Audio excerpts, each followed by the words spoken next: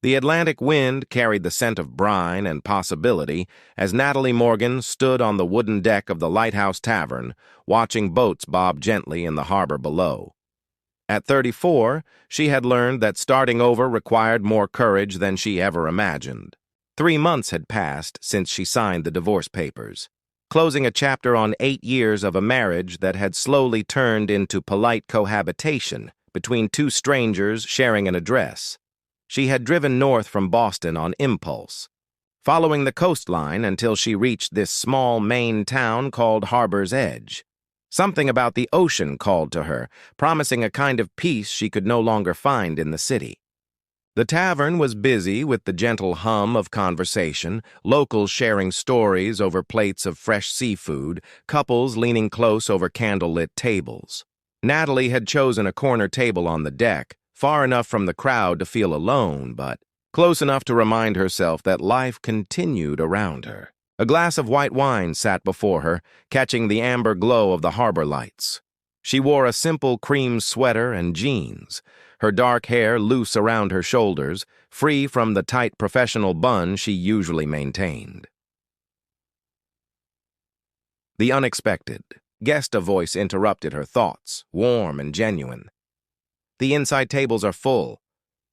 Would you mind if I joined you out here?" She looked up. The man standing before her was tall, with dark hair touched with silver at the temples, and eyes that seemed to hold both warmth and depth.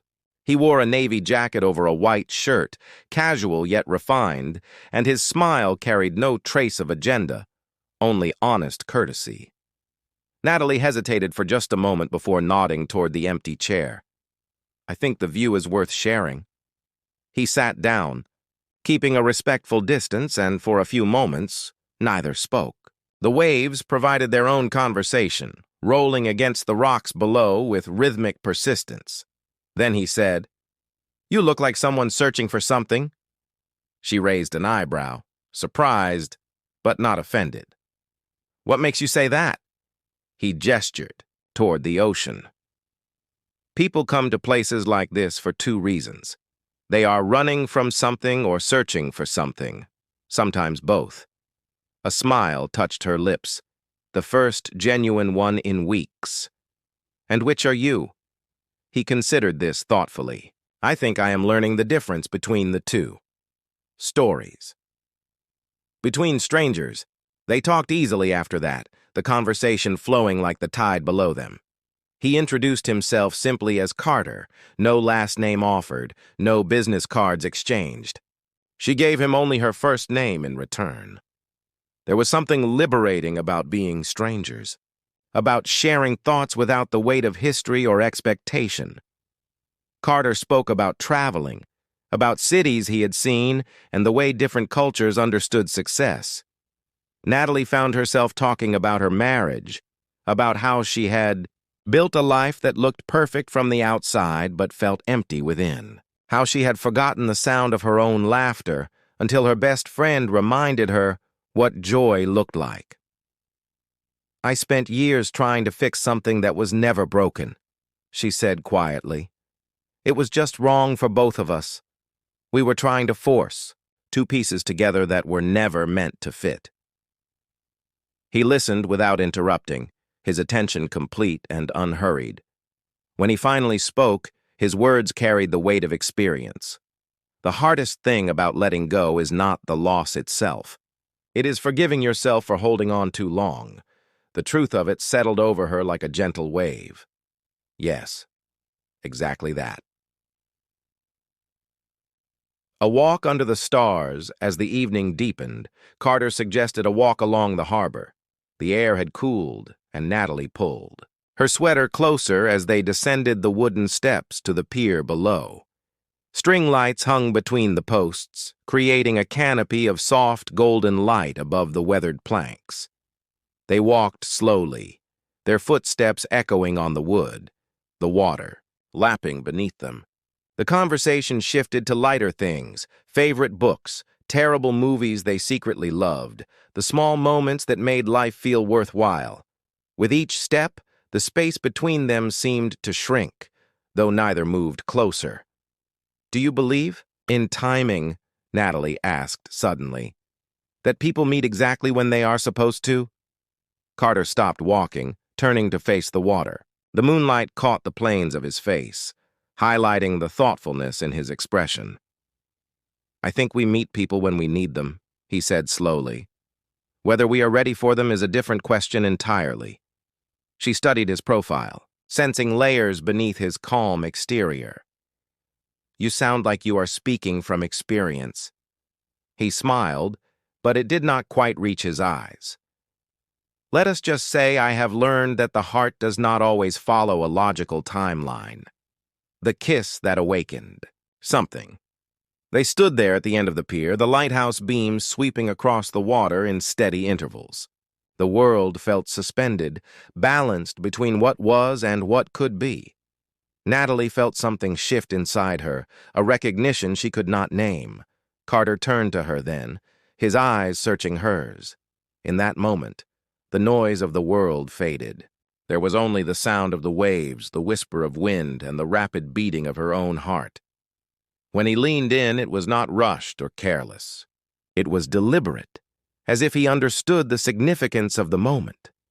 The kiss was gentle, exploratory, carrying within it a question and an answer all at once. It tasted like salt air and new beginnings, like the tender unfolding of something precious. When they pulled apart, neither spoke immediately. The silence between them felt full rather than empty, charged with understanding. Goodbye. Without promises. They walked back to the tavern slowly, both aware that something irreversible had shifted. At the entrance, Carter paused, his hand almost reaching for hers before falling back to his side. Thank you for tonight, he said simply. Natalie nodded, her throat tight with emotions she could not name. For what? For reminding me that some moments are worth the risk. They did not exchange numbers or make plans to meet again. Some part of both of them understood that this night existed in its own space, perfect, because it was fleeting. As Carter walked away into the darkness, Natalie stood beneath the string lights, feeling more alive than she had in years. She returned to her room that night with a strange sense of peace. The ocean continued its eternal conversation with the shore, and somewhere in that rhythm, she found a new truth. Healing did not come from knowing what happened next. It came from being brave enough to feel in the present moment. As she drifted to sleep, she smiled, carrying with her the memory of a stranger who had seen her, really seen her, and in doing so, had helped her begin to see herself again. Monday morning arrived with the crisp clarity that only autumn in Boston could deliver. Natalie stood before her bathroom mirror, adjusting the collar of her charcoal blazer, smoothing down the fabric of her pencil skirt. Today marked the beginning of her new chapter at Horizon Media Group, one of the most prestigious marketing firms on the East Coast. The weekend in Maine already felt like a dream, something that had happened to a different version of herself. Now she was back to being Natalie Morgan, professional, focused, ready to prove herself in a competitive industry. She had worked hard to land this senior strategist position, and nothing would distract her from making it count. The Horizon Building rose 30 stories above the financial district, all glass and steel gleaming in the morning sun. Natalie felt a flutter of nervous excitement as she rode the elevator to the 15th floor. The reception area was elegant, with modern furniture and abstract art that spoke of creativity and sophistication. Welcome to Horizon, Rebecca Chen. The Director of Human Resources greeted her with a warm smile. She was a woman in her early 50s, with sharp eyes that missed nothing, and a kindness that immediately put Natalie at ease. Welcome to Horizon, Rebecca said, leading her through corridors lined with campaign posters and awards. We are thrilled to have you join our team. Your portfolio impressed everyone on the hiring committee. They spent the morning on orientation, reviewing company policies, meeting team members, and touring the various departments. Natalie met her immediate supervisor, Thomas Wright, a man with silver hair and decades of experience who spoke passionately about the upcoming campaigns. She met her fellow strategists, a diverse group that welcomed her with genuine friendliness. Everything felt right. The energy of the place matched her own ambitions, and for the first time since her divorce, Natalie felt truly excited about the future. The announcement, by early afternoon, Rebecca returned to collect her. "There is a company-wide meeting in 20 minutes, she explained. "Our new CEO is being formally introduced to the entire staff. It is quite a big deal. Carter Blake has an incredible reputation in the industry." Natalie followed Rebecca to the Maine conference hall on the 20th floor, a spacious room with floor-to-ceiling windows overlooking the city. Employees filed in, filling the rows of chairs, their conversations creating a buzz of anticipation. Natalie found a seat near the middle, settling in beside a friendly woman from the creative department. The lights dimmed slightly as the senior leadership team took their positions on the stage. Rebecca stepped up to the microphone first, her voice carrying clearly through the room. "Today marks an exciting new era for Horizon Media Group," she began. "We have been fortunate to attract leadership that will elevate our company to new heights. Our new CEO brings not only exceptional business acumen, but also a vision for how marketing can create genuine human connection in an increasingly digital world."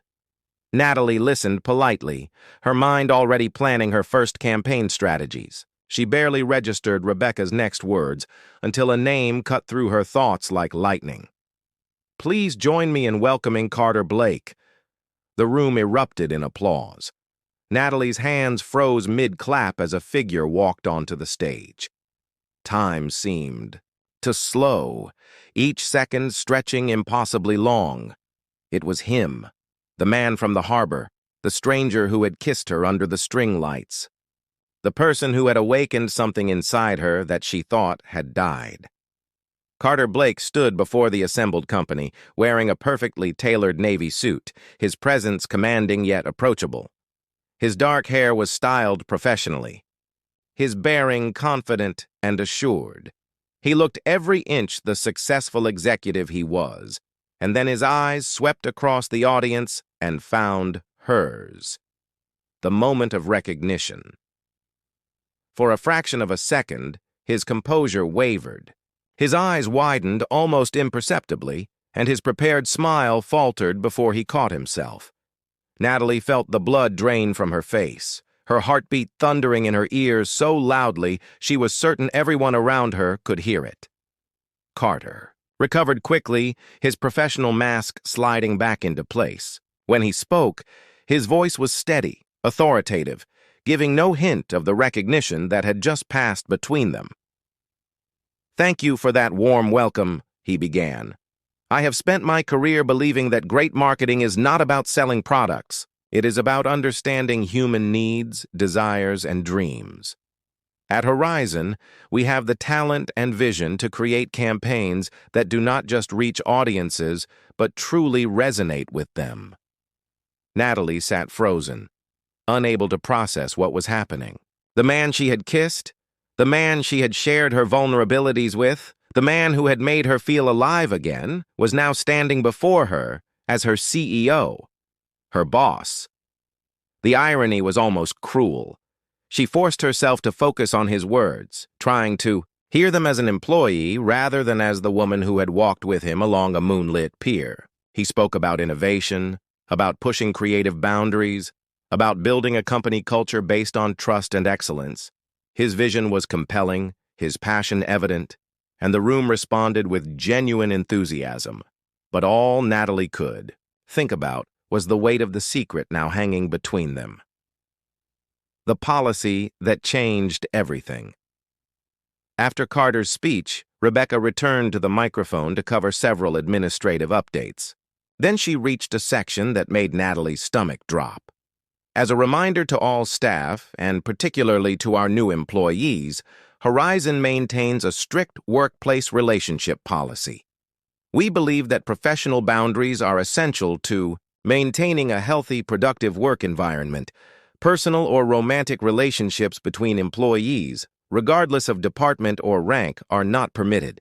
Violations of this policy can result in disciplinary action, up to and including termination. The words landed like stones. Natalie glanced toward the stage, but Carter's expression remained neutral, his attention seemingly fixed on the papers before him. Yet she saw the tension in his shoulders, the way his jaw tightened almost imperceptibly. This policy was authored and strongly supported by our new CEO, Rebecca continued. Mr. Blake believes that maintaining clear professional boundaries allows everyone to perform at their highest level without complications or conflicts of interest. Of course he did, Natalie thought bitterly. Of course the man who had kissed her so tenderly had built the very wall that now stood between them. Afternoon of silence. The meeting concluded, and employees began filing out, conversations buzzing with excitement about the new leadership. Natalie remained seated for a moment longer, trying to steady her breathing, trying to make sense of the impossible situation she now found herself in. When she finally stood, she saw Carter across the room, surrounded by senior executives eager to introduce themselves. For just a moment, his eyes met hers again. In that brief glance, she saw recognition, regret, and something else she could not quite name. Then someone spoke to him, and the moment was gone. Natalie made her way back to her office, her mind racing. She closed the door and sank into her chair, staring blankly at her computer screen. How was this possible? Of all the companies in Boston, of all the positions she could have accepted, fate had placed her here, under his leadership, bound by rules that made what had happened between them not just complicated, but forbidden. The summons. She tried to focus on work, reviewing campaign briefs and familiarizing herself with client accounts, but concentration proved impossible. Every few minutes, her mind drifted back to the harbor, to the conversation they had shared, to the kiss that had felt so right. At 4:30, an email appeared in her inbox. The sender made her heart skip a beat. From Carter Blake, subject. Brief meeting message. Ms. Morgan, please come to my office at 5 p.m. to discuss your transition into the company. Top floor, corner office. The formality of it stung, even though she understood it was necessary. She spent the next 30 minutes preparing herself, rehearsing what she might say, how she should act. Professional. Distant. As if nothing had ever happened between them. At precisely 5 o'clock, she stood before the heavy wooden door of the corner office. She took a deep breath, knocked twice, and heard his voice from within. Come in. Behind closed doors. The office was spacious, with windows offering a panoramic view of Boston at dusk. The city lights were beginning to twinkle as the sun set behind. The skyline, painting everything in shades of amber and shadow. Carter stood by the window, his back to her, hands clasped behind him. Close the door, he said quietly. She did, the soft click seeming to seal them into a space where pretense might finally fall away. He turned to face her, and for the first time since the meeting, she saw past the CEO to the man she had met by the harbor. His expression was conflicted, caught between authority and something far more vulnerable. Natalie, he began, then stopped, shaking his head. I did not know you would be here. You have to believe that. I know, she replied, her voice steadier than she felt. I did not know either. Silence stretched between them, heavy with everything they could not say. That night in Maine, Carter continued, his voice low, that was real. But this, he gestured around the office, this is reality. And in this reality, there are rules I cannot break, rules I built for good reasons. Natalie felt anger spark beneath her confusion. So what happens now? We just pretend it never happened. His eyes met hers, and she saw the pain in them. Yes, that is exactly what we do. The finality in his voice should have ended the conversation, but Natalie found herself unable to accept it. You built that policy, she said. Why? Carter was silent for a long moment. When he spoke, his voice carried the weight of old wounds. Because 5 years ago, I let my heart override my judgment. I fell in love with someone I worked with. It was passionate, consuming, and when it ended, it destroyed not just our relationship, but nearly destroyed the entire company. People took sides. Projects failed. Talented employees left. I swore I would never let that happen again. Understanding dawned, painful and clear. So you built a fortress to keep yourself safe. To keep everyone safe, he corrected, including you. Natalie took a step closer. What if I do not want to be safe? What if I want the chance to see where this could go? His expression hardened, though she could see the effort it cost him. Then you are in the wrong company. The policy is non-negotiable. I enforce it without exception. The rejection stung more than she expected. She straightened her shoulders, gathering her dignity around her like armor. Understood, Mr. Blake. Is there anything else you needed to discuss? The formal title clearly pained him, but he shook his head. Just welcome to Horizon. Ms. Morgan, I am confident you will do excellent work here. She nodded once, turned, and walked toward the door. Her hand was on the handle when his voice stopped her one last time. Natalie. She paused but did not turn around. For what it is worth, his voice was barely above a whisper. That night meant something to me, too. She closed her eyes against the emotion rising in her throat. Then she opened the door and walked out, leaving him standing alone in his office as the last light faded from the sky. The following weeks unfolded with a painful precision. Natalie threw herself into work with an intensity that surprised even her colleagues. She arrived early, stayed late, and produced campaign strategies that earned praise from Thomas and the entire creative team. Her ideas were fresh, innovative, and demonstrated exactly why Horizon had hired her.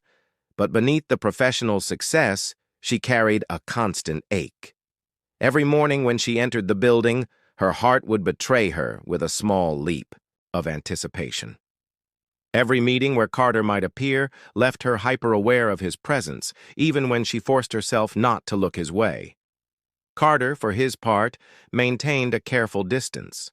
When their paths crossed in hallways, he offered polite nods that never lingered. In the 2 company meetings where he addressed the staff, his eyes swept across the room but never seemed to land on her. The message was clear. They were strangers, bound only by employment, nothing more. Yet Natalie noticed things others might miss. The way his jaw tightened when she spoke during strategy sessions, how his hand would pause mid-gesture when she entered a room, the fraction of a second his gaze would drift toward her before he caught himself and looked away. He was not unaffected. He was simply better at pretending. An unexpected friendship. 3 weeks into her tenure at Horizon, Natalie found an unlikely ally in Julian Foster, a senior account manager who worked on the floor below hers. They had met during a collaborative pitch meeting, and his easy humor and genuine kindness reminded her that connection did not always have to be complicated. Julian was 36, with warm brown eyes and an infectious laugh that could lighten even the most stressful project deadlines. He was recently divorced himself, which created an unspoken understanding between them.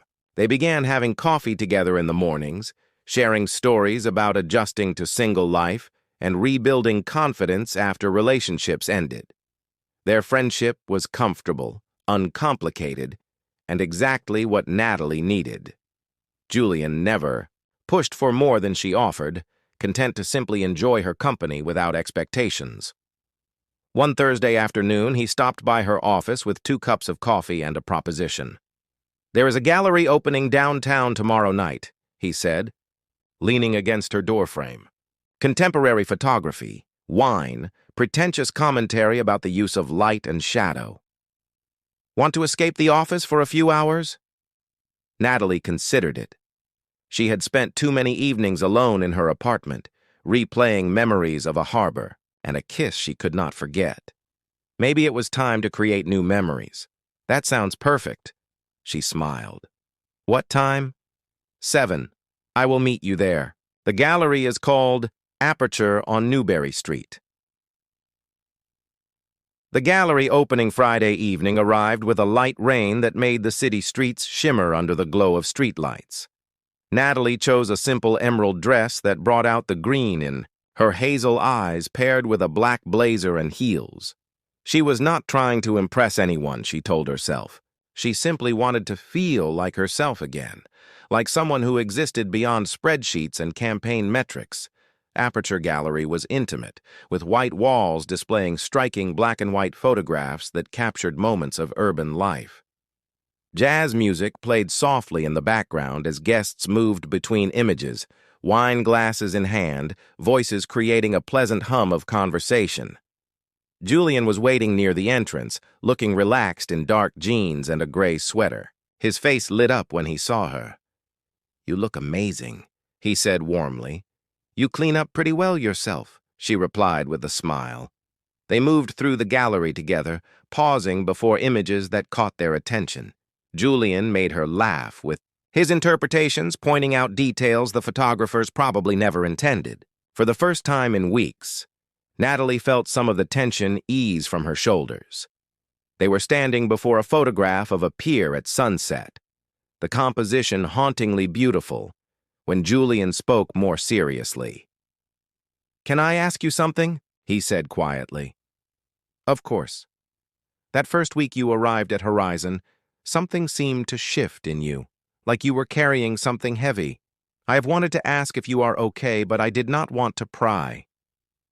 Natalie looked at the photograph, at the way the light touched the water, and felt a familiar ache rise in her chest. "Sometimes the past shows up in unexpected places," she said carefully.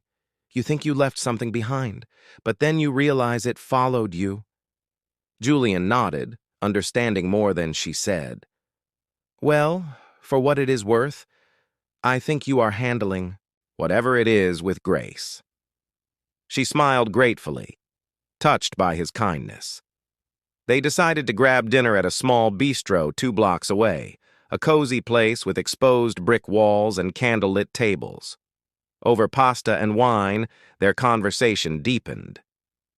Julian spoke about his marriage, about how he and his ex-wife had simply grown into different people over the years. The hardest part was not the divorce itself, he admitted. It was accepting that love is not always enough. Sometimes timing matters. Sometimes circumstances matter. You can care deeply about someone and still not be able to make it work. His words resonated with painful clarity. Natalie found herself opening up in return, talking about her own marriage, about the slow realization that she had been playing a role rather than living authentically. What they did not discuss, what she carefully avoided, was the complicated situation with Carter. That secret remained locked away, too raw and too forbidden to share. What Natalie did not know was that across the street, visible through the bistro's large front windows, Carter Blake sat alone in his parked car. He had not planned to be there. He had finished a late meeting downtown and was driving home when he glimpsed Natalie through the gallery window. Some instinct made him park, made him watch, made him torture himself with the sight of her laughing with another man. Now, sitting in the darkness of his vehicle with rain streaming down the windshield, he watched as Julian reached across the table and covered her hand with his. It was a friendly gesture, nothing overtly romantic, but it pierced Carter with unexpected force. Jealousy was not something he allowed himself to feel. It was messy, irrational, beneath the control he prided himself on maintaining. Yet here it was, hot and undeniable in his chest. He gripped the steering wheel, his knuckles white. He had no right to feel this way. He had made the rules. He had pushed her away. He had done exactly what logic and experience demanded, but watching her smile at someone else, seeing the ease between them, the possibility of something uncomplicated and permissible, Carter felt something crack inside the carefully constructed walls he had built. He started the car and drove home through the rain, but the image followed him. That night, standing in his penthouse apartment with its floor-to-ceiling windows overlooking the city, He poured himself a glass of scotch he would not drink and admitted a truth he had been avoiding. The policy he had created to protect himself was now the prison keeping him from the one person who had made him feel alive in years. Monday morning reckoning. The weekend passed slowly for both of them. Natalie spent Saturday replaying the evening with Julian, analyzing her own feelings. He was kind, available, interested. Everything should have felt right. Yet when she closed her eyes, it was not Julian's face she saw. Monday morning arrived, with the sharp clarity of autumn. Natalie was reviewing campaign analytics when her office phone rang. "Ms. Morgan, this is Rebecca from HR. Mr. Blake would like to see you in his office immediately." Her heart dropped. Immediately usually meant something was wrong. She took the elevator to the top floor, her mind racing through possibilities. Had she made an error in a campaign? Missed a deadline? Or worse, had someone seen her with Julian and reported a policy violation even though nothing inappropriate had occurred? Carter's assistant waved her through without a word. Natalie knocked once and entered. Carter stood by his desk, his posture rigid, his expression unreadable. The morning light streaming through the windows cast sharp shadows across his face. "Close. The door," he said. The familiar instruction sent a shiver down her spine. She complied, then stood waiting, refusing to show how his proximity affected her. "I saw you Friday night," he said, without preamble. "At the bistro on Newberry Street. With Julian Foster." Natalie felt heat rise to her cheeks, not from shame, but from anger. "Were you following me?" "No," he said sharply. "I was driving home from a meeting." "But I saw you through the window, and that concerns you. Why?" she asked, her voice steady despite her racing heart. Carter moved around his desk, closing some of the distance between them. "Julian Foster is an employee of this company. You are an employee of this company. The policy is clear." "We had dinner," Natalie said, her tone cold. "Two colleagues, two divorced people sharing a meal and conversation. Nothing happened that violated any policy." "Yet," Carter said, the word hanging heavy in the air. Natalie stared at him, disbelief warring with fury. "Excuse me? You think I do not see how he looks at you?" Carter's control was slipping, his voice rising slightly. "You think I do not notice the coffee meetings, the easy friendship that is clearly becoming something more? And if it is?" Natalie challenged, taking a step toward him. "What business is it of yours? You made your position clear. We are nothing to each other except boss and employee, so why do you care who I spend my time with?" The breaking point, Carter's jaw clenched, a muscle twitching as he struggled with whatever storm raged inside him. "Because," he began, then stopped, turning away from her. "Because what?" she pressed, moving closer. "Because you do not like losing control? Because someone else might have what you refused?" He spun back to face her, and for the first time since Maine, she saw past all his defenses. His eyes blazed with something raw and desperate. "Because I cannot stand the thought of anyone else touching you," he said, his voice rough. "Because I lie awake at night, remembering how you felt in my arms. Because every time I see you in this building, it takes everything I have not to cross every line I drew." The confession hung between them, electric and dangerous. Natalie's heart pounded so hard she was certain he could hear it. "Then why?" she whispered. "Why do you keep pushing me away?" He moved closer, close enough that she could see the conflict raging in his eyes. "Because 5 years ago, I let my heart make decisions my head should have made. A relationship in the workplace destroyed everything I built. People lost their jobs. Careers were ruined. I swore I would never let that happen again." "So you built a cage," Natalie said softly, "and locked yourself inside it." "To keep people safe," he insisted, but his voice lacked conviction. "Or to keep yourself from ever being hurt again," she countered.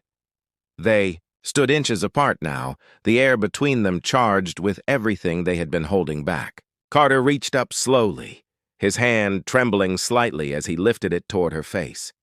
His fingers hovered near her cheek, not quite touching, caught between desire and restraint. "Tell me to stop," he whispered. Natalie's breath caught. "I cannot." The admission seemed to undo something in him. His control, so carefully maintained, finally cracked. His hand touched her face, gentle and reverent, as if she might disappear if he held on too tightly. "This is impossible," he said, his voice breaking. "The policy, my position, everything I built to prevent exactly this." "Some things are worth the risk," she replied, her own hand rising to cover his. For a long moment, they simply stood there, suspended between what was and what could be. The morning sun painted golden lines across the floor. The city hummed with life far below them. And in that corner office, two people who had tried so hard to follow the rules finally acknowledged that hearts rarely obey logic. Carter closed his eyes, and when he opened them again, something had shifted. Not a decision yet, but a possibility. "Do not have answers," he admitted. "I do not know how to reconcile what I feel with what I believe is right." "Then maybe," Natalie said softly, "we figure it out together. No promises, no certainty, just honesty." He studied her face as if memorizing every detail. "What if it falls apart? What if I hurt you or you hurt me or this destroys everything? What if it does not?" she countered. "What if we are brave enough to find out?" And uncertain. Hope Carter stepped back slowly, creating space between them, though his eyes never left hers. "I need time," he said. "Time to think. Time to understand what I am willing to risk." Natalie nodded, accepting his honesty even, as disappointment flickered through her. "I can give you time. But Carter," she added, her voice firm, "I will not wait forever. Life is too short to live behind walls." "I know," he said quietly. She turned to leave, but his voice stopped her at the door. "Natalie." She looked back. For what it is worth, that night in Maine was the first time in 5 years I felt like myself. Not the CEO, not the man afraid of making mistakes, just a person capable of connection. A small smile touched her lips. Then maybe that person is worth fighting for. She left him standing in the sunlight, his expression thoughtful and uncertain. As she rode the elevator back down, she felt something unfamiliar blooming in her chest. Not certainty, but hope. The fragile, tentative kind that required courage to nurture. Outside, autumn leaves drifted past the windows, carried by wind that promised change. The story between them was far from over. In fact, in many ways, it was just beginning. And while neither knew what the future held, both understood that some connections refused to be denied, no matter how many rules stood in their way. The heart, after all, has always been the most beautiful rebel.